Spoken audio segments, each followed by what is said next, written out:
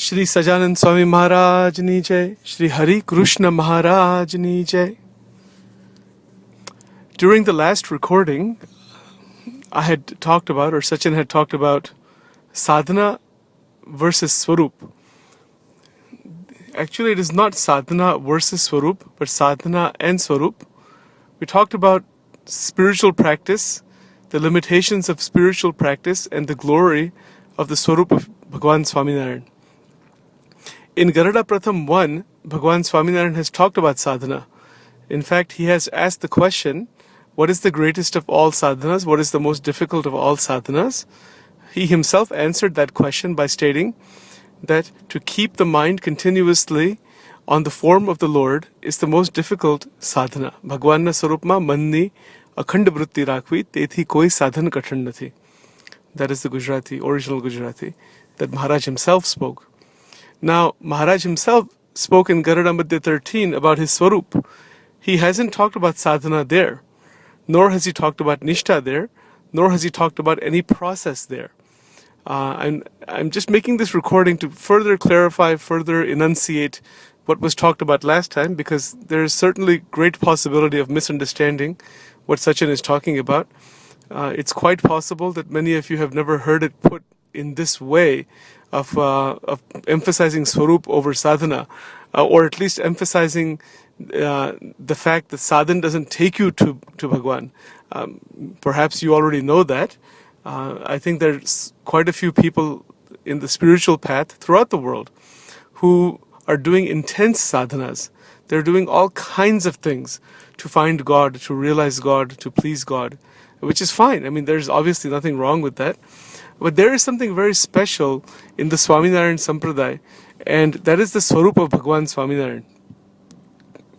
Sajanand Swami Maharaj, who is Lord Swaminarayan, has emphasized his Swaroop over anything else. I mean, certainly, he has shown every kind of sadhana imaginable. He himself was a great yogi. He taught Ashtanga Yoga to his disciples.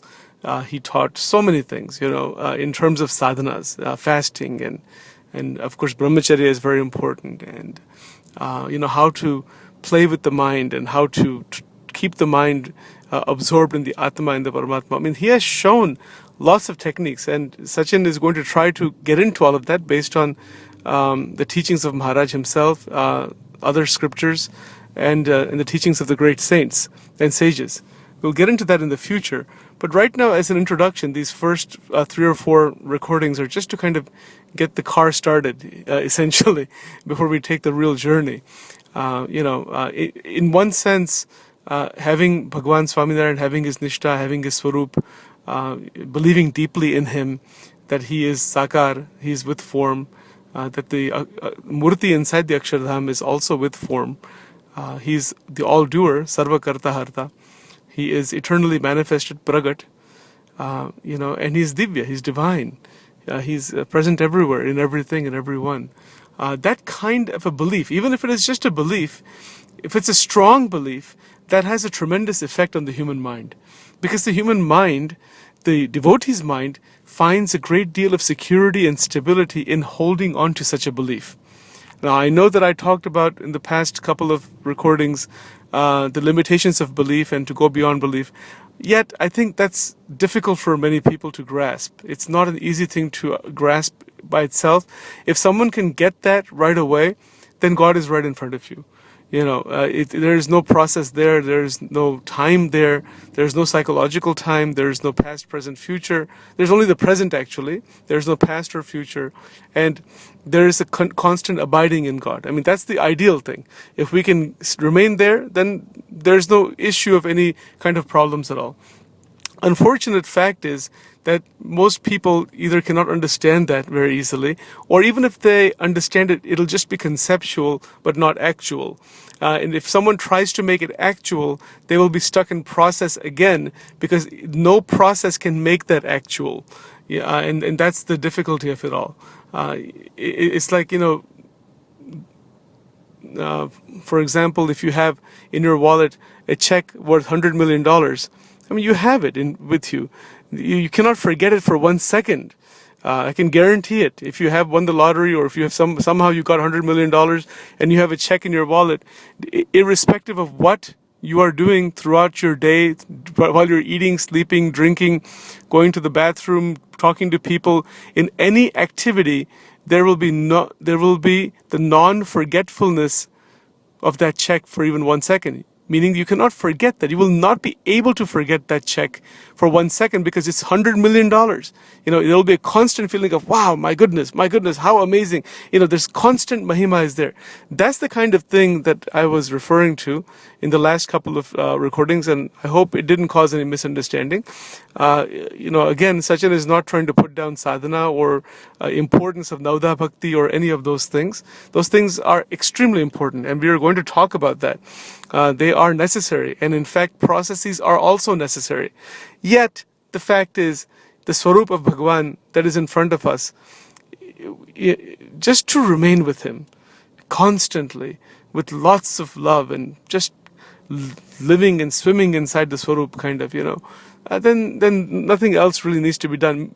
Or in other words, all other practices, all other processes are just done naturally without any friction. They're done naturally without any tension.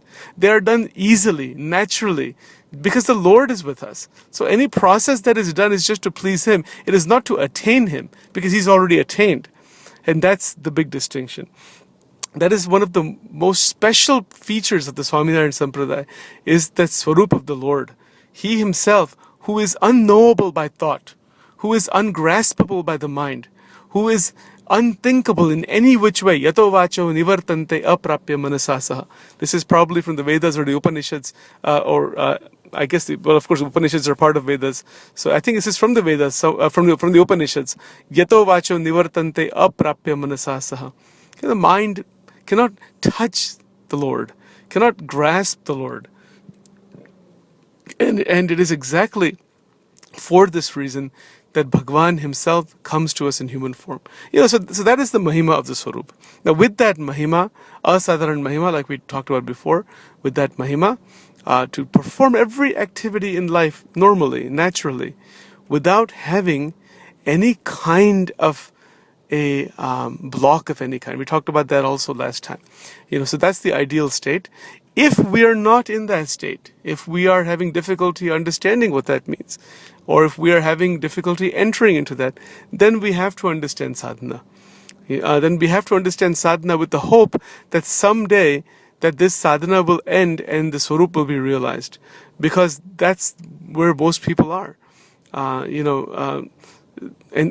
that is the reason why the mind is so tricky. Because see, the mind with its disturbances is such a complex problem that there are two options. Either we can try to solve that problem by the sadhanas that Maharaj has solved, which we have to try to do, of course, or we can throw the problem away and just remain in the Swaroop.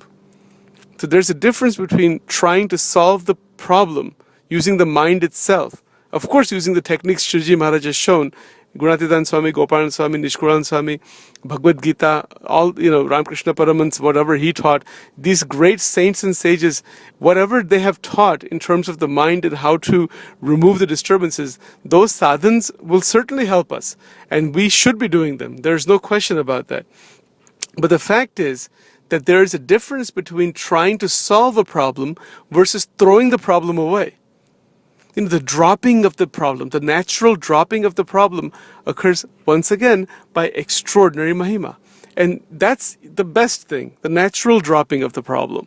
Then there's a natural remaining inside one's own atma, one's own natural state, one's own silence, one's own non-disturbed state.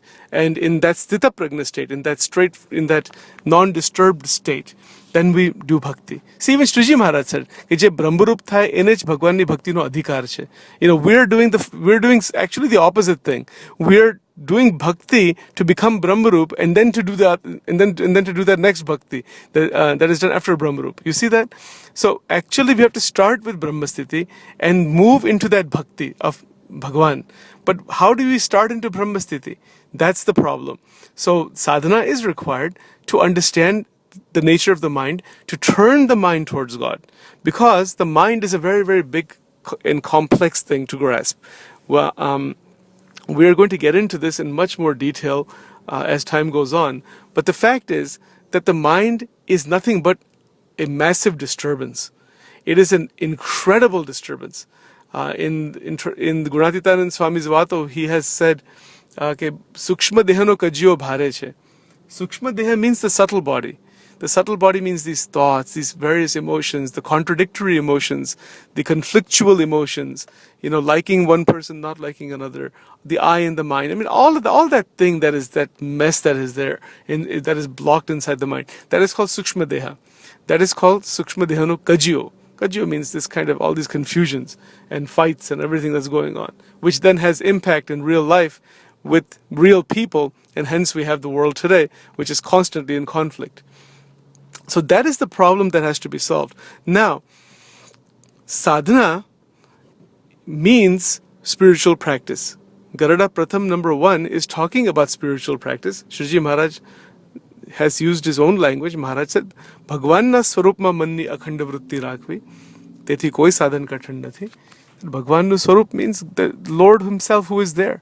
Whatever one's Ishtadev may be, if you're worshipping Lord Rama, Lord Krishna, Bhagwan Swaminarayan, Lord Shiva, if you're a Christian even, if you're worshipping Jesus Christ, or if you're Muslim, if you're worshipping Allah, however you're approaching God, however the approach may be, ultimately the truth is only one, ekam sat vipraha bahuda vadanti, that is only one, and you are trying to realize that form of the Lord who is in front of us. So Maharaj himself in Swaminarayan Sampradaya, as it is taught, and Shriji Maharaj himself showed this fact, that he is the Supreme Lord. He placed thousands of people in trance, in samadhi, and gave them all of the spiritual experiences of the transcendental states, and had shown that he was the Supreme Lord in human form. So he's talking about that Swarup. He's talking about himself inside the Vachanamrut. And Maharaj is saying that to keep the mind constantly connected with Bhagwan, okay, Bhagwan na swarupma manni akhanda vritti rakvi. Again, that word rakvi means to place the mind. See, again, it's very interesting how these words are used by Maharaj, because he's saying Bhagwan nu swarup, which means that God is there, then God is manifested in human form. That is swarup. Bhagwan nu swarup. Bhagwan na swarupma manani vritti. Akhand rakvi. Manni vritti akhand rakvi, meaning the thoughts emanating from the mind, thoughts coming from the mind. Thoughts are always going on. Thoughts are constantly going on. And to find out what is beyond thought, Maharaj is showing this as a technique, actually, in one sense. Also, it is to please Bhagwan, no doubt, from a devotional point of view. Yet it is a technique. It is a technique to take all of those thoughts, all of the different feelings and thoughts that are there, because inside vritti is emotion also. You see, it's not just abstract thought. It's thought and emotion combined beautifully together and placed in the form of Maharaj. You see? So, Bhagwan na swarupma manani akhanda vritti rakvi, tethi koi sadhan kathan nathi.